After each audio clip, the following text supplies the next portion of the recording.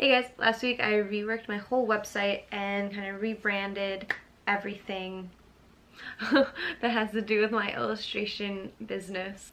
And I'm making this video to share some tips and tricks I learned along the way, and I thought I'd bring you along on this journey with me.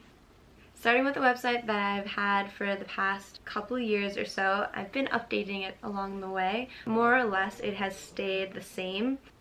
So I basically had three major problems with this website. They have some smaller issues with it as well when it came to formatting. My three major problems that I think will be helpful for you guys to know too is one, that I had a lot of old work up on my site. So in art school, one of my best professors there in the illustration department, Bill Thompson, he always said that the piece you're working on should be the best piece of your life. So it should blow the last painting out of the water. Every piece that you work on should be better than the last. And so it should be really easy to replace 10 paintings back with the painting you're working on now, because it should be that much better. And more or less his flexible rule was every year or so you should have all new work on your website. I have work on here from like 2014, and that is way longer than the year-long rule. So first things first, I have old work. The second major problem, and this kind of goes along with the first, is that the work that I have shown on my portfolio site is the work that I've gotten the most paid for and the most praise for.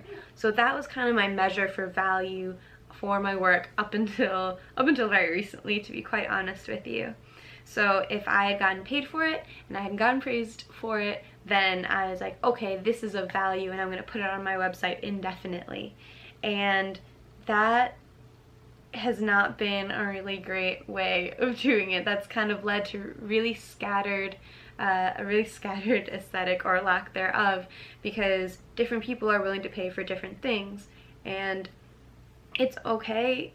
I think it's actually impossible not to bend out of your comfort zone and create work for lots of different clients, especially in the beginning, and do things in their style that they want, especially if you don't have a very specific style yourself personally. And I didn't when I first graduated college. I was basically navigating through commissions like a chameleon, saying, oh, you want this to be realistic? Great, I can do that. Oh, you want this to be this type of style? Great, I can do that, I can do that. Like, just being a yes person, like, yes, I can do it, I can do it, I can do it. And I think that that's necessary in a way to do that, but it's not necessary to show all the work on your website, because then people will expect you to always just bend to their style and their whim.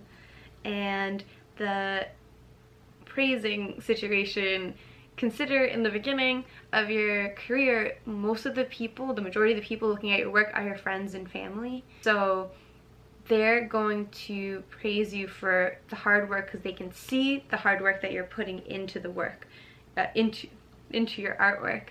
So if something takes you a long time and something is technically really beautiful, that's going to receive a lot of positive reinforcement.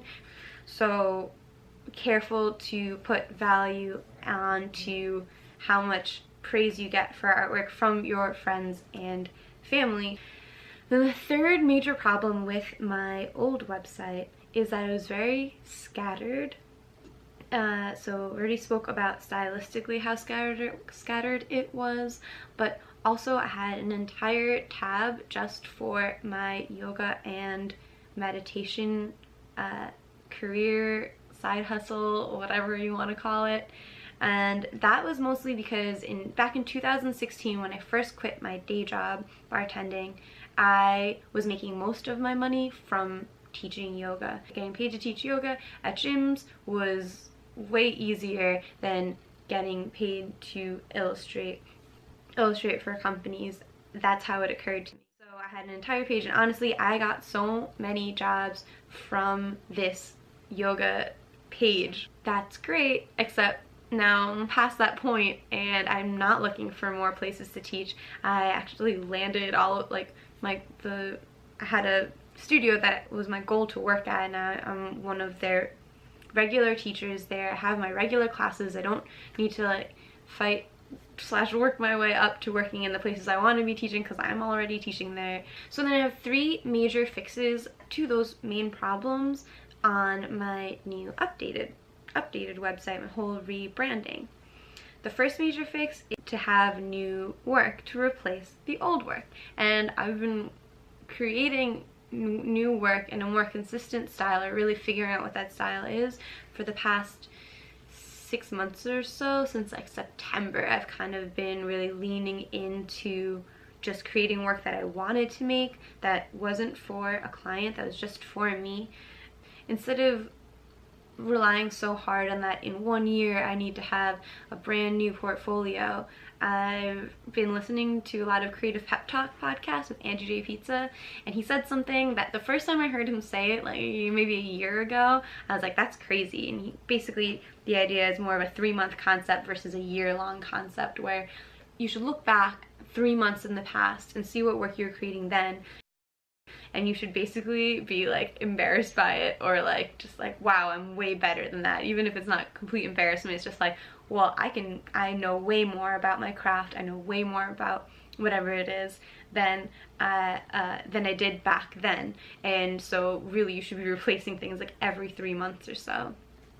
So when I first heard that, I thought that was crazy, and I was like, I can barely get a painting done in 3 months, so there's no way that's true.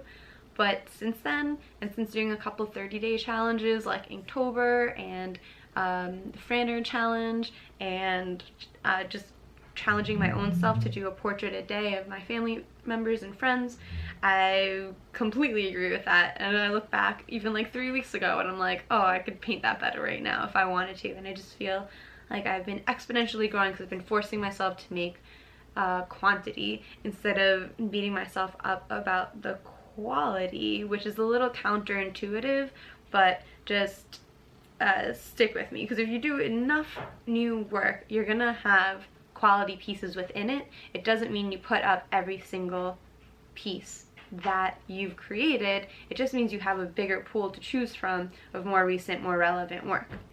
So the second major fix is that I've only put up work in the style that I want to be working in now, not necessarily the style in which I've gotten the most outward praise for.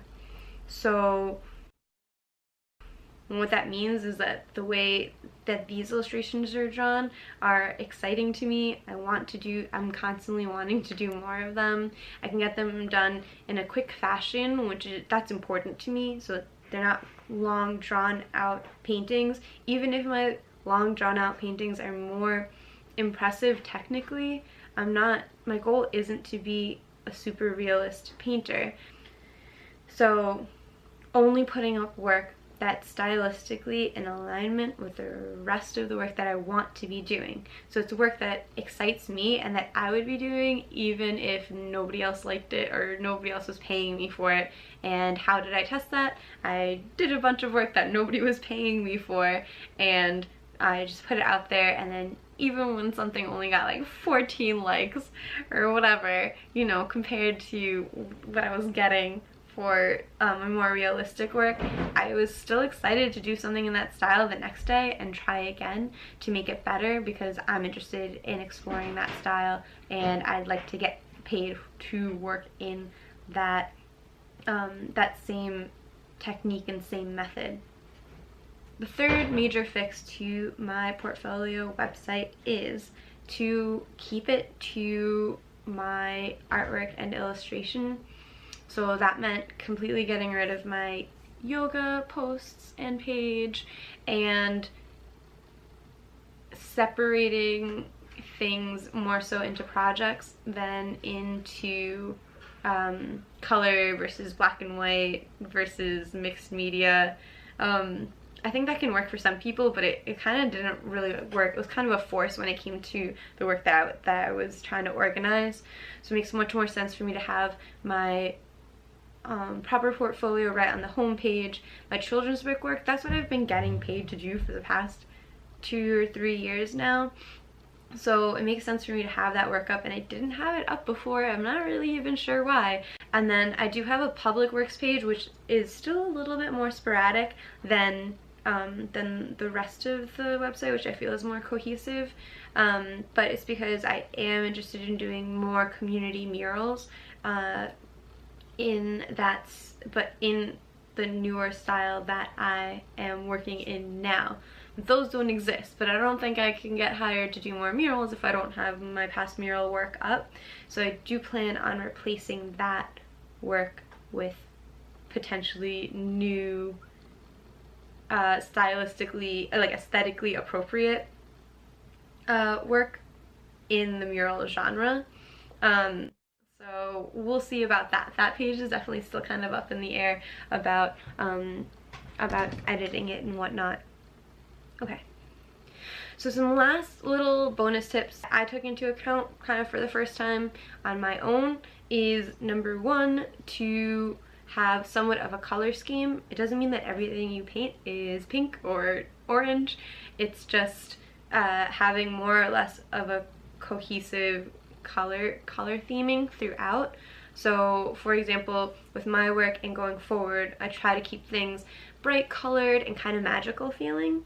So my interpretation of that kind of whimsical style is like purples and hot pinks with a lot of black, and that I try to carry that through on all of the headers on each tab page of mine. So there's a little bit of purple, a little bit of purple and a little bit of black, at least in each one of the headers, so that it feels like you're still on the same website without repeating the image.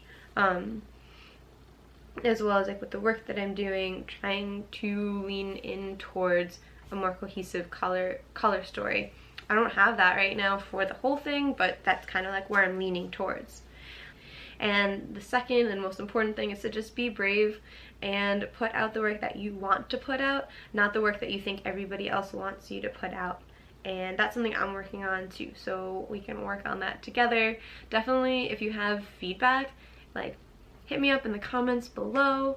If you have feedback on my website, or you want me to check out your website, and we can kind of work on things together as we go on this illustration journey. For watching and spending some time with me. I hope this was helpful. Let me know if it was or wasn't.